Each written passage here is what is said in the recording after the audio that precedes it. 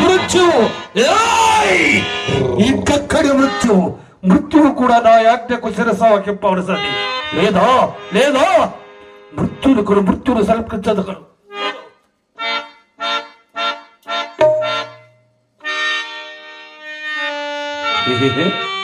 ఏమంటావు? పలుకవే.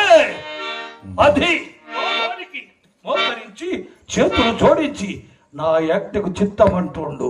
లేదా లోకాలన్నీ పట్ట పగలి గట్టిగా చీకటిలో మునిగిపోయి పాదాలు కమ్ముకొని కబరిపోతాయి. అట్టి జ్వాలలు నాలుకలు చాపుకొని వచ్చి చేసేయగలవు.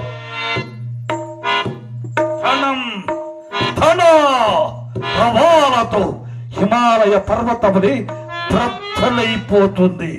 హోరు హోరు మంటూ సప్త సముద్రములు ప్రపంచంలో పెరిగి వేస్తాయి.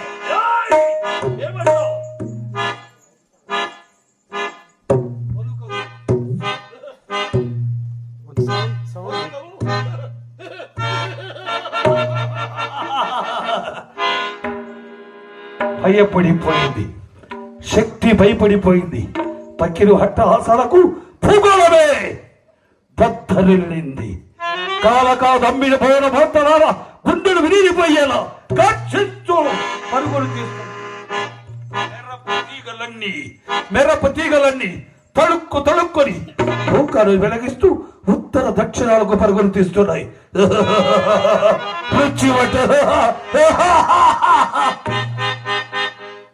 మాయల పక్కిరు మంత్రశక్తి ముందు అన్ని పైసలా. ఈ మంత్రశక్తిని సాధన చేయడానికి చేతకాక ఎందరో అపజయపడి నల్లులా మాడి బూడిదయ్యారు. వాళ్ళ దొంగలకు తప్పిట్ట వాయించిన ఎంతోటి పెద్ద మనుషులు ఎందరో రెక్కలూడిన గ్రంథంలో నేల వాడి ముసుగులు వేసుకొని మూల కూర్చున్నారు. తెలివి తక్కువ దద్దమ్మలు. కాపాలి కోన దొంగల నా సేవకులు మత్తగజ ఖడ్గములుగా దంతాలతో సృష్టించిన మన దయ్యాల కోట చుట్టూ రాతి మృతములుగా మారి ఉన్న ధనమధాంధుల పీకలు తెగవేసి ఆ వేడి రక్తములు మన భూత ప్రేత పిశాచాలకు దాహత్యో